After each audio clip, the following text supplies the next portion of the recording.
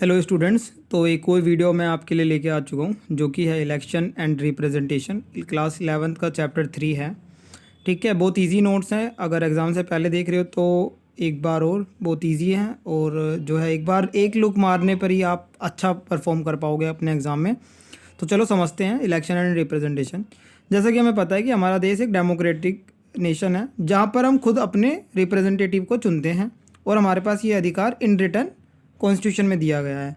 India is a country where the people have to say how to the government work. मतलब people जो है पूछ सकते हैं कि गवर्नमेंट कैसे काम करेगी या करती है काम। We have a system called the constitutional democracy. बताया जो मैंने हिंदी में वही। With the parliamentary style of the government, this mean that we have the rule set of by our constitution. मतलब ये सारे रूल्स जो है ना रिप्रेजेंटेशन बनाने के या चुनने के, सारे रूल्स जो हैं वो सेट हैं किसके अंदर, कॉन्स्टिट्यूशन के अंदर। And people vote to choose their leaders. ठीक है, these leaders make decision for the country. The most important part of the system is a regular, free and fair election. अब हमारा सबसे जो काम है बड़ा वो जो है ना, रेगुलर इलेक्शन होएगा, फ्री होगा एंड फेयर इलेक्शन होगा। During this election people vote to decide who will be in the government. कि इस इलेक्शन के समय भाई पीपल क्या डिसाइड करते हैं कि सरकार कौन होगी, सरकार किसकी होगी। ठीक है, पार्लियामेंट में कौन बैठेगा, स्टेट असेंबलीज कौन होंगी, even the president and the vice president कौन होंगे, are chosen through the these elections. ठीक है, इवन हो कि आपका जो प्रेसिडेंट का इलेक्शन है वो डायरेक्ट इलेक्शन नहीं होता as compare to PM election और द लोकसभा इलेक्शन और द राज्यसभा इलेक्शन और MLA, but it is a indirect election when we, जब हम अपने प्रेसिडेंट या को चुनते हैं। What is the first past the post, ये आपका एक चैप्टर में टर्म दे रखा है, the first past the post. FPTP क्या है, एक इलेक्ट्रोल सिस्टम है, also known as a simple majority system, is employed in the India for the direct election to the Lok Sabha and state legislative assembly. मतलब ये वो सिस्टम है जो अभी 2024 में हमने वोट दिया है वो FPTP था। मतलब हमें बस एक अपना लीडर चुनना है। आपके एरिया से कई सारे जो लोकसभा चुनाव के जो है MPs खड़े हुए होंगे अलग अलग पार्टी के। आपको क्या करना है, उन चुनाव चिन्ह में से किसी एक को वोट डालना था, इसको कहते हैं FPTP।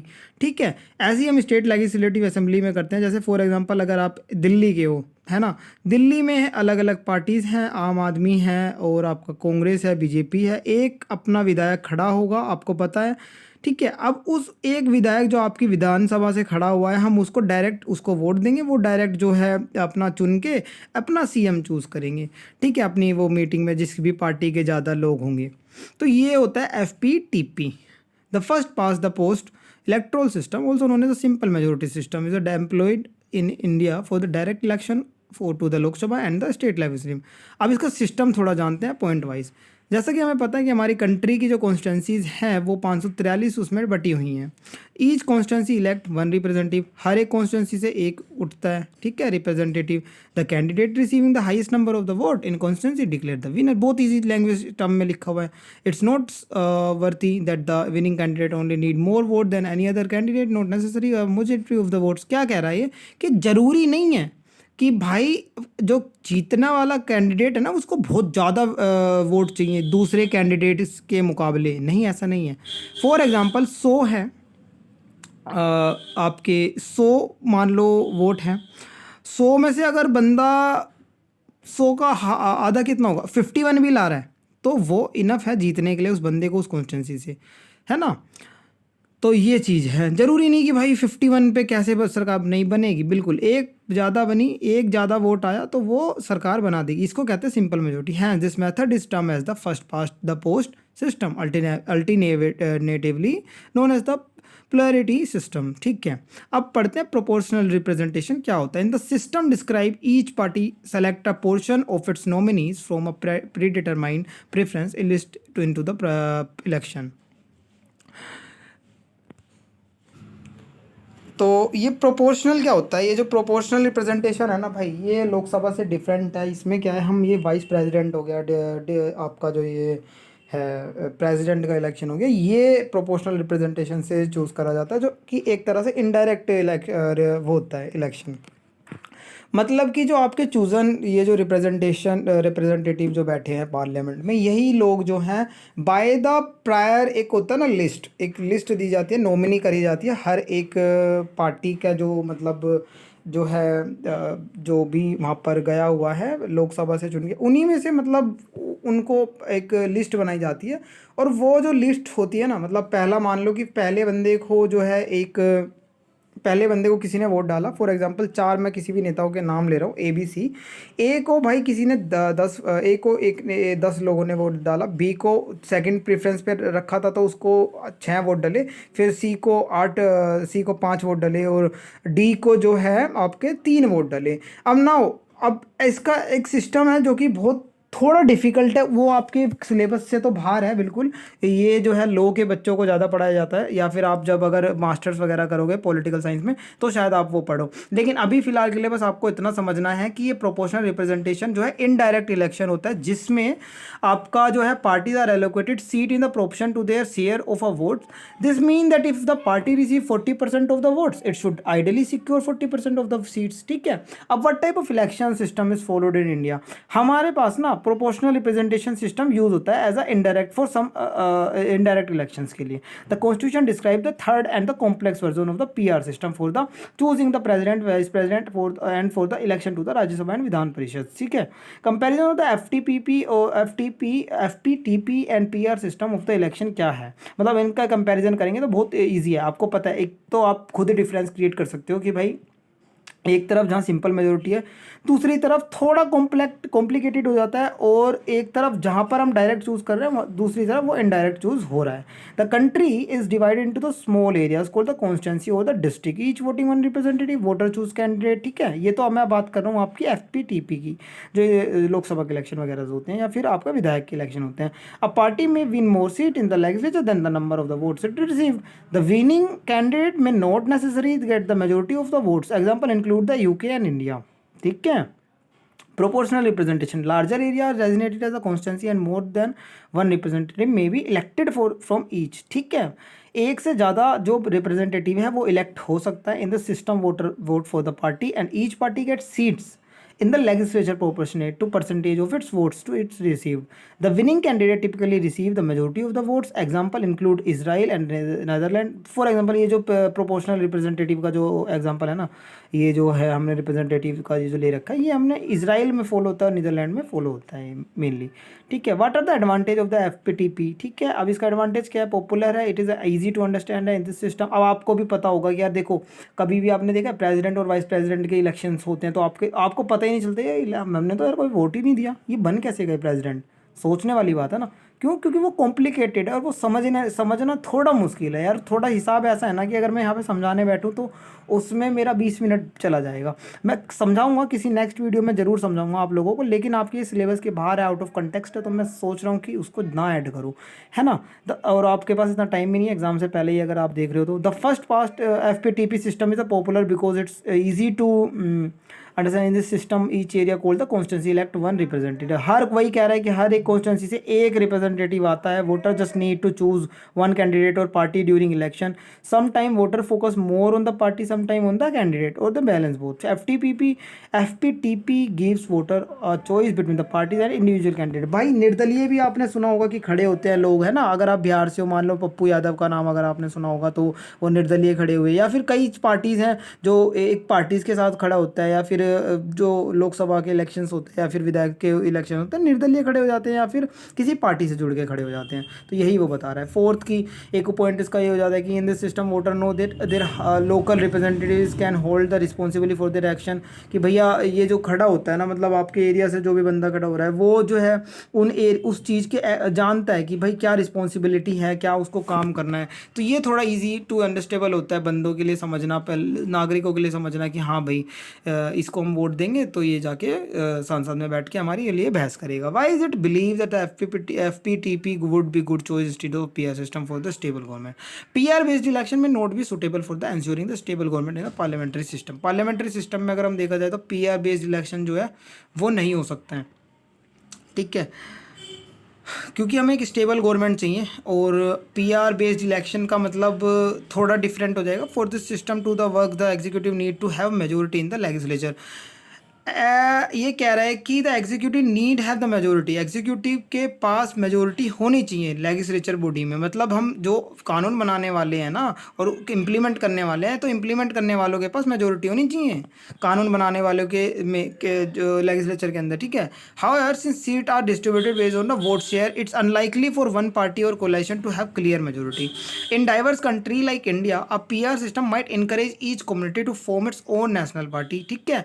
PR system might encourage, might लिख रखा है, देखो ध्यान से पढ़ो, might encourage each community to form its own national party. On the other hand the FPTP system allocate more bonus seats to largest party और coalition than their vote share. जैसे कि हमारे पास बीजेपी हो गई, कांग्रेस हो गई, these are the very large party, ठीक है। और ये कोलाइशन भी इनका बनता है, इंडिया अलायंस हो गया, आपका एनडीए अलायंस हो गया, तो इसी की ये बात कर रहा है। This encourage the formation of the stable government and parliamentary system.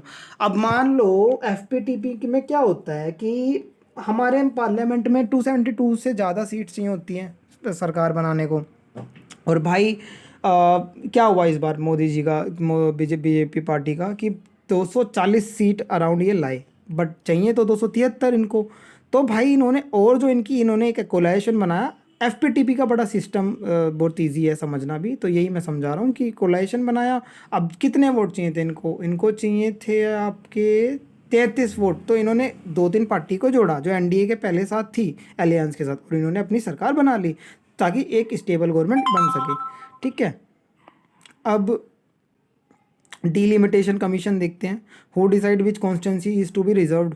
Delimitation commission क्या होता है? हु डिसाइड कि कौन सी कॉन्स्टिट्यूशन रिजर्व होनी चाहिए on the word basis of decision taken, ठीक है। Delimitation commission an independent body है, कि इंडिपेंडेंट बॉडी है, decide on the reservation of the constituency, ठीक है। रिजर्वेशन के बेस पर ये जो कॉन्स्टिट्यूंसी बनी हुई है उसको डिसाइड करते हैं। It is appointed by the president of the election, work closely with the election commission of India, ठीक है। बहुत ईजी नोट्स हैं, बहुत ईजी नोट्स हैं, आप देखो इसको समझो।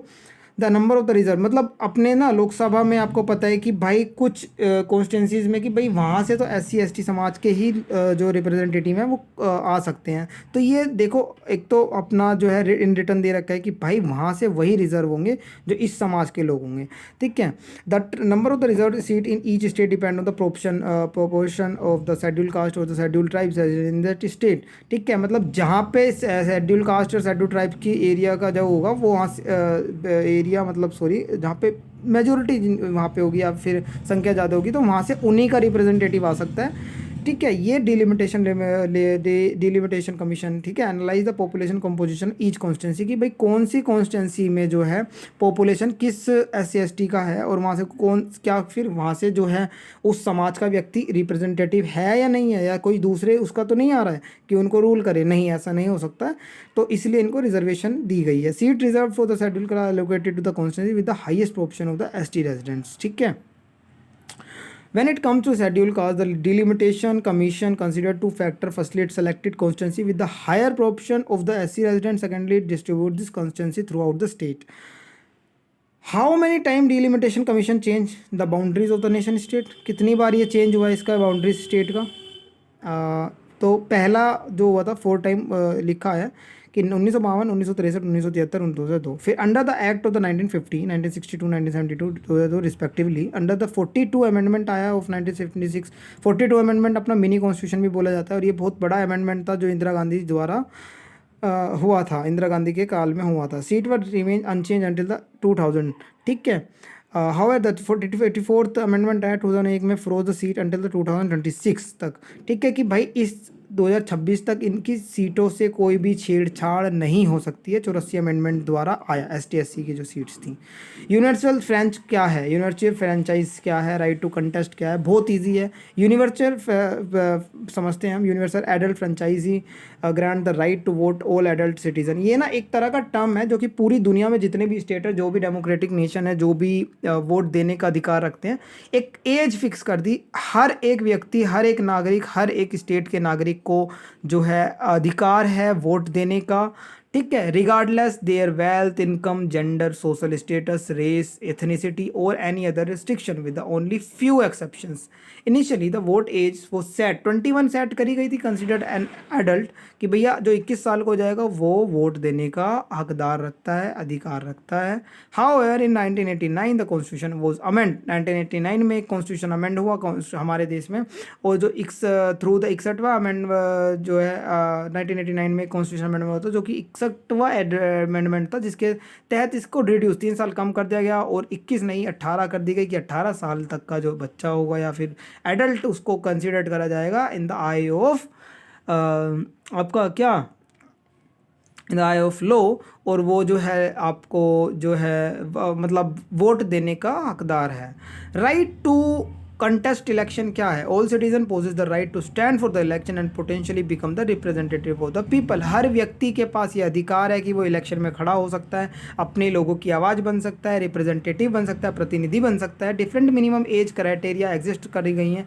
फॉर एग्जाम्पल लोकसभा के लिए अगर कोई खड़ा होना चाहता है तो मिनिमम एज 25 है, और यदि वह राज्यसभा के लिए खड़ा होना चाहता है तो उसकी 30 एज जो है फिक्स करी गई है। A legal provision disqualify individual who has serve the previous sentence for the 2 or more year of the certain offenses from the contesting election। अच्छा, जिस समय भाई 2 या 2 से ज़्यादा अगर किसी को कन्विक्ट करा गया ना, कि भाई इसको 2 साल से मतलब कोई बंदा ऑफेंस उसका रखा है, किसी ने कमिट कर रखा है, जिसको 2 साल की सज़ा कन्विक्ट है, वो बंदा खड़ा नहीं हो सकता, वो लीगली डिस्क्वालीफाइड हो जाता है। ठीक है, इसलिए बोलते हैं। और मान लो अगर अब आपके दिमाग में क्वेश्चन आ रहा होगा कि भाई मैं मान लो MP बन गया, फॉर एग्जाम्पल आपका मान लो सोनू करके कोई नाम का है, वो MP बन गया, अब कोर्ट में उसका ट्रायल चल रहा था, कोर्ट में उसको 2 साल के लिए कन्विक्टेड ठहरा दिया गया, या मोर देन 2 साल, तो उसकी जो वो है ना MP की सीट, वो डिस्क्वालीफाइड हो जाएगा उसके लिए, और उससे वो हट जाएगा पद से। There are no restriction based on the income, education, class, gender on the right to contest. जरूरी नहीं है कि भाई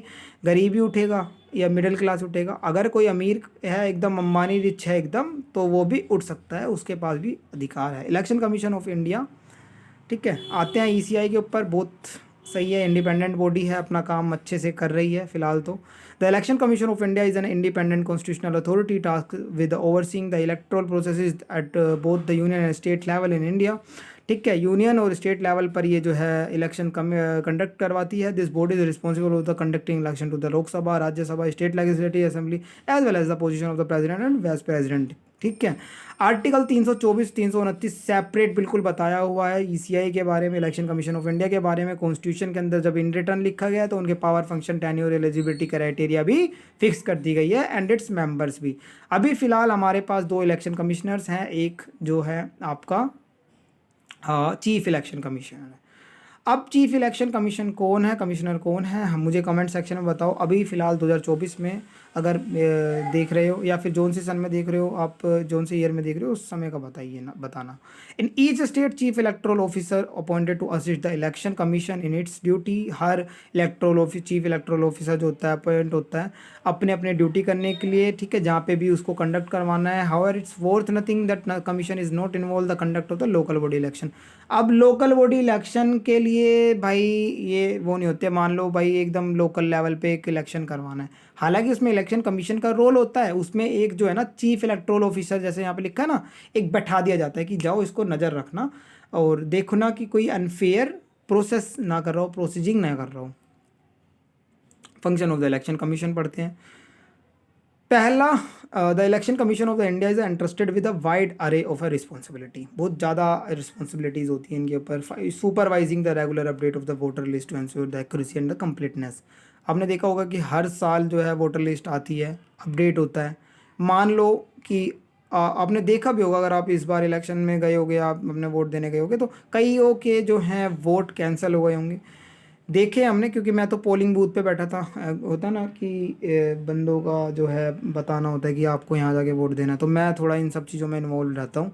ठीक है, तो ऐसे ही तो ये जो है ECI का काम है सुपरवाइज़ करना कि हर एक वोटर जो है उसकी जो है रेगुलर अपडेट रहे हर साल की, ताकि एक्यूरेसी मिल सके और कंप्लीटनेस मिल सके during the election. Ensuring the elimination of the error in the voter list, अगर कोई भी एरर दिखता है तो वो उसको एलिमिनेट कर सकता है, हटा सकता है, such as in the inclusion of the ineligible और नॉन एग्जिस्टेंट इंडिविजुअल। कोई इंडिविजुअल है जिसका वोटर बना हुआ था, मर गया भाई, उसके बाद तो वो उसका एग्जिस्टेंस नहीं बता, तो वह चीज़ देखनी पड़ती है ईसीआई को, तो उसको नॉन एग्जिस्टेंस इंडिविजुअल जो है घोषित कर दिया जाता है। इनएलिजिबल देखा जाता है कि कहीं वो इनएलिजिबल तो नहीं हो गया वोट के लिए। फॉर एग्जांपल दूसरे सिटीजनशिप ले लेता है बंदा, और अपने देश में तो सिर्फ एक सिटीजनशिप ले सकते हैं बंदा। मान लो कोई दूसरा है अमेरिका का के, वहाँ की भी सिटीजनशिप ले ली, यहाँ की भी ले ली, तो भाई वो सोच रहा है यहाँ के वोट दे देगा, नहीं ऐसा नहीं हो सकता, तो वो इनएलिजिबल हो जाएगा। solely responsible of the conducting election commission has authority to make decision and maintaining the integrity fairness। तो भाई पूरी रिस्पॉन्सिबिलिटी ना, पूरी अकेलेपन, पूरा जो रिस्पॉन्सिबिलिटी बनती है वो इलेक्शन कमीशन ऑफ इंडिया की बनती है किसी भी तरह का इलेक्शन को कंडक्ट करवाने के लिए, ठीक है, मेंटेन करने के लिए, इंटीग्रिटी को देखने के लिए, फेयरनेस इलेक्टोरल प्रोसेस के लिए, कि कोई भाई इलेक्शन के दिन ही अपना बीजेपी का या फिर कांग्रेस का या फिर कोई टीएमसी का प्रचार तो नहीं कर रहा है भाई कि हमें वोट दो। ये आपने देखा होगा 24 घंटे पहले सब बैन कर दिया जाता है, हर एक पार्टी को मना कर दिया जाता है कि कोई भी जो है क्या नहीं करेगा, प्रचार नहीं करेगा, और जो भी करता है वो पकड़ा जाएगा, देन कन्विक्टेड ठहराया जाएगा ऑफेंस के लिए। In instance where the electoral atmosphere is deemed to compromised, the commission can postpone or cancel election at the national, state or constituency level। अगर देखा कि ऐसा एटमॉस्फेयर क्रिएट हो रहा है जो कि आपका मतलब एक तरह से होता है ना, इलीगल तरीके से सारी एक्टिविटीज़ फॉलोड हो रही हैं, तो उस केस में जो है पोस्टपोन कर दिया जाता है, इलेक्शन को कैंसिल कर दिया जाता है। वो नेशनल लेवल पे भी हो सकता है, स्टेट लेवल पे भी और कॉन्स्टिट्यूंसी लेवल पे भी होता है। It also establish a model of the code of conduct for the political parties candidate to adhere to. ये एक कंडक्ट बनाता है, मतलब एक नियम बनाता है जो कि पॉलिटिकल पार्टीज़ को फॉलो करनी पड़ती है और कैंडिडेट्स को भी फॉलो करना पड़ता है, और अगर नहीं करेंगे तो वो डिस्क्वालीफाइड हो जाएंगे। Grant recognize to the political parties and assign a symbol, ये जो है पॉलिटिकल पार्टीज़ को रिकॉग्निशन देता है, जैसे कि भाई बीजेपी हो गई, आम आदमी पार्टी हो गई, कांग्रेस हो गई, समाजवादी पार्टी हो गई आपकी, है ना, आरजेडी हो गई, ऐसी कई अनेक पार्टी, अकाली दल हो गई, तो इन सबको रिकॉग्निशन जो है ईसीआई ही देता है, और इनको सिंबल प्रोवाइड कराने वाला है। आप कोई नई पार्टी बनाना चाहते हो तो वो सिंबल भी जो है ना यही प्रोवाइड असाइन करता है कि हाँ ये सिंबल और किसी पार्टी द्वारा इस देश में नहीं यूज़ हो रहा, तो आप इसको यूज़ कर सकते हो, ग्रांट करता है, ठीक है, रिकॉग्नाइज करता है। Which are use during the election distinguish between the candidate representing different parties, समझे। इलेक्ट्रल रिफॉर्म की बात करें, election are the really important in India. आपको पता है कि इलेक्ट्रल रिफॉर्म बहुत जरूरी है, इलेक्शन अपने देश में बहुत जरूरी है, because it's one of the biggest democracy in the world, सबसे बड़ी लोकतांत्रिक देश है, मेकिंग वन ऑफ द, ठीक है, making sure election are the fair and everyone get the vote is a crucial. और हर बंदे के इलेक्शन अच्छे से कंडक्ट करवाना है, और हर बंदे का वोट जो है बहुत ज़रूरी है, and that's why we need to keep updating the rules of elections. तो इसी वजह से हम जो है अपडेट करते रहते हैं रूल्स को, हम का मतलब ईसीआई अपडेट करता रहता है। Some expert think we should change how we vote from the current system. कुछ एक्सपर्ट्स का मानना है कि हमें चेंज करना चाहिए, जैसे हम अभी करंट सिस्टम को फॉलो कर रहे हैं उस चीज़ को चेंज करना चाहिए, प्रोपोर्शनल जो है रिप्रेजेंटेशन लाना चाहिए। This could make show the number of the seat party get match up with how many votes they get from the people. इससे मतलब पता लगेगा कि कितने एग्जैक्टली वोट्स मिले हैं, वैसे तो इससे भी पता लग जाता है, लेकिन एक्सपर्ट तो एक्सपर्ट ही होते हैं ना।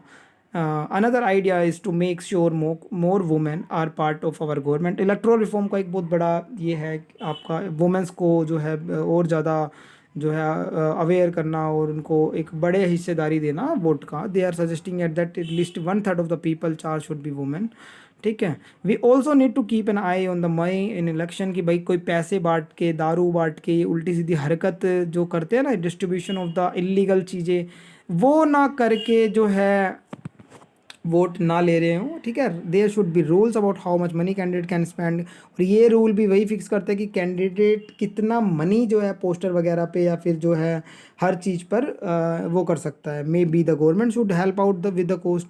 It also important to have rules about who can run for the election if someone has been accuse for a crime, even if they are waiting for the court case they might not be allowed to run, ठीक है। बताया जो ऊपर बताया था वही लिखा है। And the politician should not be allowed to use someone's caste और रिलीजन टू गेट वोट। अभी ये नहीं बोल सकता कि भाई मैं जो हूँ इस समाज से हूँ तो सिर्फ मुझे वोट दो, दूसरे समाज को दोगे तो तुम्हारा यूँ नाश कर देगा, ऐसा भाई कोई नहीं कर सकता है, ठीक है। थोड़े मैं अपनी देसी भाषा में चला गया, उसके लिए माफ़ करना, लेकिन ये चीज़ करनी गलत है, ये भी जो है ईसीआई चेक करता है। हालांकि मैं मानता हूँ कि ईसीआई जो है अपना काम सही करेगा, क्योंकि हर एक इंडिपेंडेंट बॉडी के पास अपने राइट्स हैं, जैसे यूपीएससी के पास अपने राइट्स है। ठीक है, बाकी ठीक है, जो भी है सही है। बाकी अगर आपको वीडियो अच्छी लगी हो तो इसको लाइक शेयर सब्सक्राइब कर देना, दोस्तों में शेयर कर देना। इजी नोट्स थे, आप अच्छा परफॉर्म करोगे मेरे नोट्स से, ये मैं मानता हूँ।